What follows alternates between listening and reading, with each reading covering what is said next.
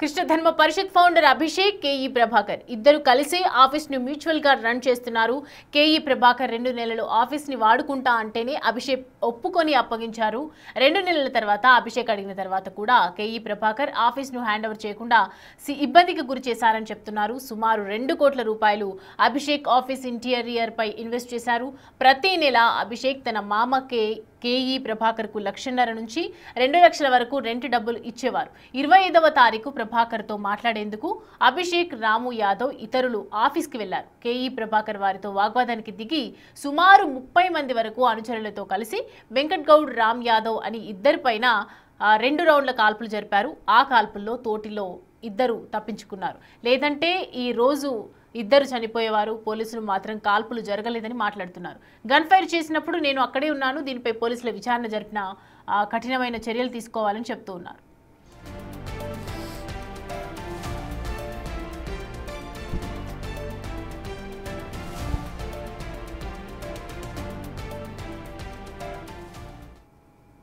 Rayadurgam police station పరిధిలో ఉన్నటువంటి మణికొండలో కాల్పుల ఘటన అయితే చోటు చేసుకున్నట్లుగా వార్తలు అయితే వస్తూ ఉన్నాయి. ఒక పక్క పోలీసులు మాత్రం అసలు కాల్పులే జరగలేదు, ఇదంతా ఫేక్ న్యూస్ అంటూ మాట్లాడుతున్నారు. ప్రస్తుతం మనతో పాటు బాధితులు ఉన్నారు. అసలు అమ్మ ఏం జరిగింది, ఆ రోజు కాల్పులు జరిగినట్టుగా మీరు మాట్లాడుతున్నారు, పోలీసులు ఏమో జరగట్లేదు అంటున్నారు. నమస్కారం అండి, నా పేరు సుజాత అండి. నేను వెంకట్ గౌడ్ తరఫు నుంచి నేను వచ్చాను. యాక్చువల్గా ఆ రోజు ఏమైందంటే వాళ్ళు ఇది కృష్ణధర్మ పరిషత్తు నుంచి వాళ్ళ ఈవి ప్రభాకర్ ఉన్నాడు కదా, అతను మామ అల్లుడు మ్యూచువల్ అండర్స్టాండింగ్లోనే అది తీసుకున్నారు. దానిపైన ఒక 2 crores వరకు ఇన్వెస్ట్ చేశాడు అతను అల్లుడు.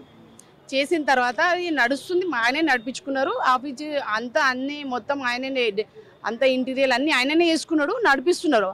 6 నెలలు బాగానే నడిచింది. ఈ అన్న వచ్చి ఏం చెప్పిండంటే, కేఈ ప్రభాకర్ అన్న ఏమొచ్చిండ వాళ్ళ మామ వచ్చి ఏం చెప్పాడంటే, చూడండి బాలుడు, నేను ఒక 2-3 months నేను వాడుకుంటా ఆఫీస్ని అని అంటే, సరే మామయ్య అని చెప్పేసి ఆయన ఏం చేసిండంటే వేరే ఆఫీస్ అది అక్కడ వేరే ఇంకొకటి ఆఫీస్ తీసుకొని అక్కడ షిఫ్ట్ చేశారు. షిఫ్ట్ చేసిన తర్వాత ఈయన అడిగాడు, ఏమైంది మామయ్య, మరి ఇంకా 2-3 months అంటున్నావు, ఇట్లనే జరుగుతుంది, మరి నేను ఇంకా ఎన్ని రోజులు ఈ ఆఫీస్ రన్ చేయాలి, మళ్ళీ ఇక్కడ వచ్చేసేయాలి కదా అంటే, నేను లేదు ఆఫీస్ పెట్టొద్దు అది ఇది అన్నాడు. అయితే మరి ఇన్వెస్ట్ చేసిన డబ్బులు నాకు 2 crores రావాలి కదా, మరి అదేంటంటే నేను ఇస్తాలే అని ముందు ఆఫీస్ పెట్టడానికి ఒప్పుకున్నారా వాళ్ళ అల్లుడు? అల్లుడు అది మామది, అది అల్లుడు మామ ఇద్దరు కలిసే మ్యూచువల్ అండర్స్టాండింగ్ లోనే వాళ్ళు నడిచింది. 6 months ఉన్నారండి. అల్లుడు మామకి పే చేస్తున్నాడు మంత్లీ 2 lakhs వరకు, 1.5 2 lakhs పే చేస్తున్నాడు. అది ఓకే. మళ్ళీ అది ఏమైందంటే ఆయనకి ఏమైందో తెలీదు. ఒక 2 months నాకు ఇవ్వండి, నేను ఆఫీస్ నేను రన్ చేసుకుంటాను, నాకు కొంచెం పనులు ఉన్నాయి ఇక్కడ అని అన్నాడు. అంటే సరేలే అని చెప్పేసి మామయ్యనే కదా అని చెప్పేసి ఆయన ఏం చేసిండంటే ఇంకా పక్కన వేరే ఆఫీస్ తీసుకున్నాడు అనమాట.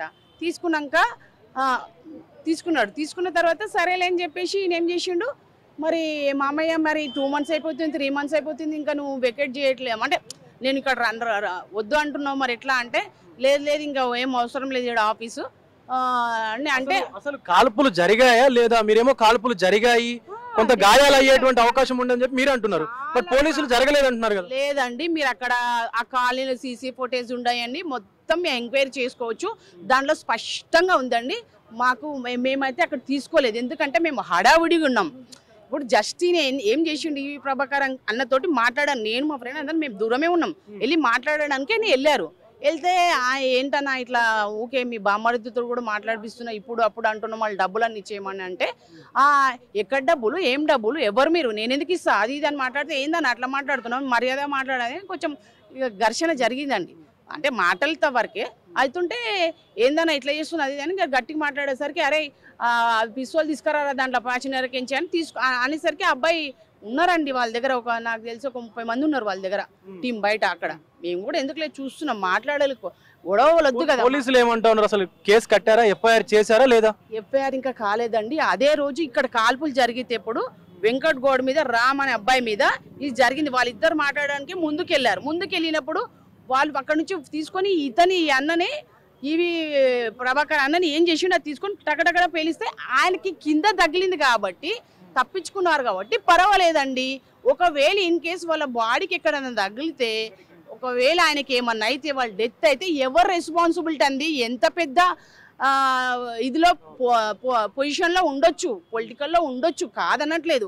ఒకవేళ ప్రాణం పోలేదు కాబట్టి మీరు అలా మాట్లాడుతున్నారు. ఇప్పుడు ఒకవేళ పోయి ఉంటే ఎవరు రెస్పాన్సిబిలిటీ చెప్పండి, అది కూడా కరెక్టే కదా బ్రదర్. ఇప్పుడు అదే ఇమ్మీడియట్ మేము అక్కడ నుంచి ఇంకా తప్పించుకొని వీళ్ళు, ఆయనకి సర్జరీ అయింది కాల్కి, హార్ట్ పేషెంట్, ఆ అబ్బాయి ఆయన తోసి ఆయన తప్పించి అతను తప్పించుకొని వేరే రూట్లో వెళ్తే కూడా 2 కిలోమీటర్స్ వాళ్ళు ఫాలో చేశారు.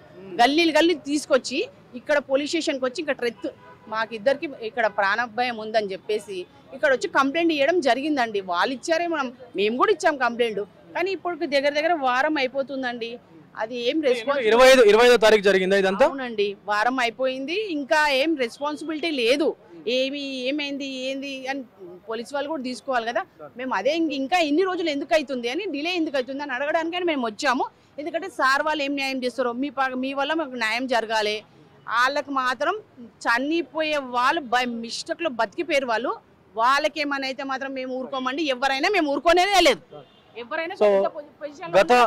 గత నెల 25వ తారీఖున ఈ కాల్పుల ఘటన చోటు చేసుకుంటే కూడా బాధితుల తరపున మాట్లాడుతున్నటువంటి మహిళ అయితే చెప్తా ఉన్నారు, అదే సాక్షులము మేమే ఉన్నాము, అక్కడ స్పాట్ లో ఉన్నాము అంటూ కూడా మాట్లాడుతూ ఉన్నారు. కానీ పోలీసులు మాత్రం కాల్పులు ఏవి జరగలేదు. అలాగే బాధితుల నుంచి కంప్లైంట్ కానీ వాళ్ళకు ఎఫ్ఐఆర్ ఫైల్ చేయడం కానీ, కాల్పులు జరిపినటువంటి వారిపైన ఎఫ్ఐఆర్ కూడా కట్టలేదంటూ బాధితులు అయితే మనతో మాట్లాడుతున్నటువంటి పరిస్థితులే కనిపిస్తా ఉన్నాయి. వీడియో జర్నలిస్ట్ పవన్తో విజయ్ బిగ్ టీవీ, రాయదుర్గం నుండి. మణికొండ కాల్పుల ఘటనపై శ్రీకృష్ణ ధర్మ పరిషత్ సెక్రటరీ రాము యాదవ్ వివరణ ఇచ్చారు. శ్రీకృష్ణ ధర్మ పరిషత్ ద్వారా శిథిలమైన ఆలయాలను పునరుద్ధరిస్తున్నామని, తూఫ్రాన్లో ఒక ఆలయాన్ని కూడా మేము టేక్ ఓవర్ చేశామన్నారు. దానికి సంబంధించిన ఆఫీస్ను పంచవటి కాలనీలో గత సంవత్సరంన్నర నుంచి రెంటుకు తీసుకున్నామన్నారు. కేఈ ప్రభాకర్ మా ఆఫీసులోనే 2 నెలలు ఉంటామని, ఆయన అల్లుడు అభిషేక్ గౌడ్తో ఒప్పించుకొని మా ఆఫీసులోకి వచ్చారని, తర్వాత తమపైనే రివర్స్ అయ్యారని తెలిపారు. ఈ క్రమంలోనే రాయదుర్గం పోలీసులను సంప్రదించామంటున్నారు రాము యాదవ్తో మా ప్రతినిధి విజయ్ ఫేస్ టు ఫేస్. మణికొండలో కాల్పులు జరిపినటువంటి కేఈ ప్రభాకర్ అనేటువంటి వ్యక్తి ఎవరైతే ఉన్నారో ఆయన నిజంగానే కాల్పులు జరిపారు, మేము పోలీసులకు కూడా కంప్లైంట్ ఇచ్చామంటూ కూడా కంప్లైనర్ మనతో పాటు రాము యాదవ్ ఉన్నారు. ఒకసారి మాట్లాడదాం, అసలు ఎందుకు కాల్పులు జరపాల్సి వచ్చింది, అసలు అక్కడ ఏం జరిగింది ఆ రోజు అనేది కూడా అడిగి తెలుసుకుందాం. రాము యాదవ్, ఏం జరిగింది ఆ రోజు? మీరు ముందు రోజు వాళ్ళ ఇంటికి వెళ్ళినట్టుగా కూడా పోలీసులు చెప్తా ఉన్నారు, వాళ్ళ మీద మీరు కేసు పెట్టారు, మీ మీద ఆయన కంప్లైంట్ చేశారు. అసలు ఫైరింగ్ జరిగిందని చెప్పి మీరు అంటా ఉన్నారు, జరగలేదని చెప్పి పోలీసులు అంటారు. నిజంగా ఫైరింగ్ జరిగిందా? జరిగిందండి. యాక్చువల్గా ఏంది అని అంటే మాది కృష్ణ ధర్మ పరిషత్ ఆర్గనైజేషన్. ఇది జనవరి 24లో మేము ఎస్టాబ్లిష్ చేసుకోవడం జరిగింది. దీనికి ఆఫీస్ వచ్చేసి పంచవటి కాలనీ స్ట్రీట్ నెంబర్ 18లో మేము ఆఫీసు నిర్వహించుకోవడం జరిగింది. ఇది ఇంటి ఓనర్ కేఈ ప్రభాకర్ గారు, X drone MLA minister. Prabhakar గారు మా ఫౌండర్ ప్రెసిడెంట్ అభిషేక్ గౌడ్ గారి మామయ్య, పిల్లనిచ్చిన మామయ్య.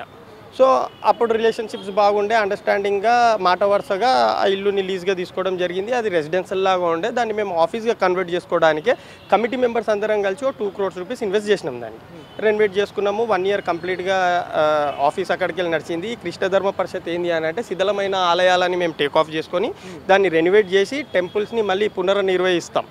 అక్కడే వేద పాఠశాల నిర్వహించుకుంటాం. హిందుత్వ ఎడ్యుకేషన్ సెక్టర్ని మేము ప్లాన్ చేస్తున్నాం. ఇప్పుడు ఆల్రెడీ ఒక టెంపుల్ వచ్చేసి తూప్రాన్లో మేము తీసుకోవడం జరిగింది. అది రెనోవేషన్ కూడా అవుతుంది, ఆల్మోస్ట్ ఫినిష్ అయిపోయింది. పటన్ చెరువులో మేము స్కూల్ని నిర్వహిస్తున్నాం. సనాతన ధర్మకు సంబంధించిన సనాతన ధర్మ ఎడ్యుకేషన్ సెక్టర్ స్కూల్ని మేము పటన్ చెరువులో నిర్వహించడం జరుగుతుంది. అసలు కాల్పులు జరపాల్సినటువంటి అవసరం ఆయనకి ఏమొచ్చింది? మీరు ఎందుకు అక్కడికి వెళ్ళాల్సి వచ్చింది అసలు వాళ్ళ ఇంటికి?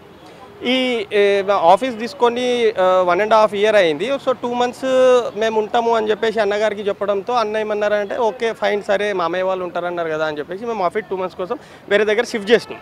షిఫ్ట్ చేసిన తర్వాత 2 months అయిపోయిన తర్వాత ఆఫీస్ గురించి డిస్కషన్ అవుతున్నప్పుడు ఈరోజు రేపు అని చెప్పేసి డిలే అవుతుంది.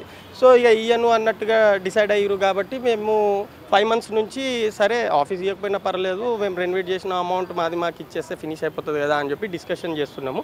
ఈ డిస్కషన్స్కి మధ్యలో కేఈ సత్యం అంకుల్ గారు మధ్యలో మాట్లాడుతున్నారు. కేఈ సత్యం అంకుల్ గారు ఎవరు? కేఈ ప్రభాకర్ అంకుల్ వాళ్ళ బామర్ది. సో అంకుల్తో డిస్కస్ చేస్తున్నారు. అది ఓకే అని చెప్పి 5 months అయిపోయింది. 5 months అయిపోయినాక కూడా ఇంకా డిలే అవుతుంది ఎలా అని చెప్పేసి 24th రోజు మాట్లాడేసి మేము ఆఫీస్ దగ్గరికి వెళ్ళడం జరిగింది. ఏదైతే మీరు ఇప్పుడే అడిగారు కదా ముందు రోజు వెళ్ళారని, ముందు రోజు వెళ్ళేసి దానికి అంటే వచ్చినాక మాట్లాడదాం కదా అని చెప్పేసి లాక్ వేసాము. లాక్ వేసి సత్యం అంకుల్కి ఇంటిమేట్ ఇంటికి ప్రభాకర్ వాళ్ళ ఇంటికి లాక్ చేశారా? మా ఆఫీసు ఓకే, అంటే ప్రభాకర్ గారు ఉంటున్నటువంటి ఆఫీస్ మీకు సంబంధించినటువంటి కృష్ణధర్మ ఫౌండేషన్ సంబంధించిన ఆఫీస్కా? ఆ ఆఫీసు మేము లాక్ వేసే సమయంలో ఆ ఆఫీస్లో ఎవరు లేరు. మేము సత్యం అంకుల్కి లాక్ వేసి ఇంటిమేట్ చేయడం జరిగింది. సరే రేపు వచ్చేసి మాట్లాడదాము, 24th రోజు మేము లాక్ వేసాం, 25th రోజు మాట్లాడదాము అని చెప్పేసరికి సరే అని చెప్పి 25th మేము మాట్లాడడానికి వెళ్ళిన సమయంలో నేనే వెళ్ళాను. నేను వెంకట అంకుల్ ఎవరంటే మన అభిషేక్ గౌడ్ గారి మేనమామ అన్నగారు లేరని చెప్పేసి నాతో పాటు అంకుల్ వచ్చారు. ఇద్దరం వెళ్ళేసి నేను ప్రభాకర్ అంకుల్ తోటి మాట్లాడలేదు, ఎందుకంటే అంకుల్ కొద్దిగా డ్రింక్ చేసి ఉండే ఆ టైంలో. సో మాట్లాడలేదు. సత్యం అంకుల్తో మాట్లాడాను. సత్యం అంకుల్తో మాట్లాడుతున్న సమయంలో ఈ అమౌంట్ గురించి మాట్లాడిన తర్వాత ఏదైనా ఫైనలైజ్ చేయండి అంకుల్ అని చెప్పేసరికి పక్కకి వెళ్ళి అంకుల్ ఎక్కడ అమౌంట్ దేని అమౌంట్ అని చెప్పేసి గట్టిగా అరిసేసరికి వెంకట అంకుల్ మా అల్లుని అమౌంట్ ఏంది అది ఇది అని చెప్పేసరికి కొద్దిగా మాట పెరిగి తిట్టుకునే సమయంలో ఇమీడియట్గా రివాల్వర్లు 2 తుపాకులు, అంటే ఒక తుపాకీ ఒక రివాల్వర్ తీసేసి ఇక మైంబెడ్ ఒకటి ఫైర్ చేశారు.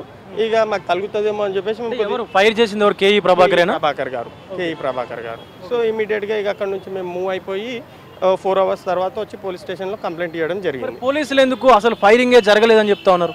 అదే అంటే వాళ్ళు చెప్పే వర్జన్ జరగలేదంటారు, మేము అక్కడ ఉన్నాము జరిగిందని చెప్పేసి మేము అంటాం. దానిపైన ఇన్వెస్టిగేషన్ చెయ్యండి అని చెప్పేసి మేము మళ్ళీ అక్కడ ఏమైనా ఫైరింగ్ జరిగినటువంటి ఏరియాలో ఏమైనా సీసీ ఫుటేజ్ కానీ కెమెరాలు కానీ ఉన్నాయా? ఉన్నాయి, సీసీ ఫుటేజెస్ ఆఫీస్కి సంబంధించినవి ఉన్నాయి. ఆ వీడియోస్ కూడా మన సార్ దగ్గర ఉన్నాయి పోలీస్ స్టేషన్లో.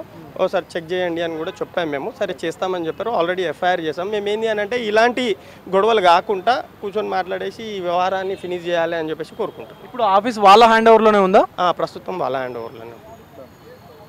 సో ఇటు కంప్లైనర్ రాము యాదవ్ కూడా మాట్లాడుతూ ఉన్నారు. కృష్ణధర్మ ఫౌండేషన్కి సంబంధించినటువంటి ఒక ఆఫీస్ని దాంట్లో నిర్వహిస్తూ కూడా కొద్ది రోజులుగా ఆఫీస్ షిఫ్ట్ అవుతూ దాన్ని రెనోవేట్ చేసుకున్నటువంటి తరుణంలోనే ఇప్పుడు కేఈ ప్రభాకర్ దాంట్లోకి వచ్చి ఆఫీస్లోనే ఉంటూ ఎందుకు డబ్బులు ఇవ్వాలి మీకు ఏంటి అని చెప్పేసి కూడా వీళ్ళపైన రివర్స్లో ఫైరింగ్ చేసినట్టుగా అయితే కంప్లైనర్ రాము యాదవ్ అయితే మాట్లాడుతూ ఉన్నారు. దీనికి సంబంధించి పూర్తి డీటెయిల్స్ అలాగే సీసీటీవీ ఫుటేజ్ కూడా పోలీసులు పరిశీలించి దీనిపైన ఎఫ్ఐఆర్ చేయాలంటూ కూడా పోలీసులు అయితే కోరుతా ఉన్నారు. వీడియో జర్నలిస్టు పవన్తో విజయ్ బిగ్ టీవీ రాయదుర్గం నుండి.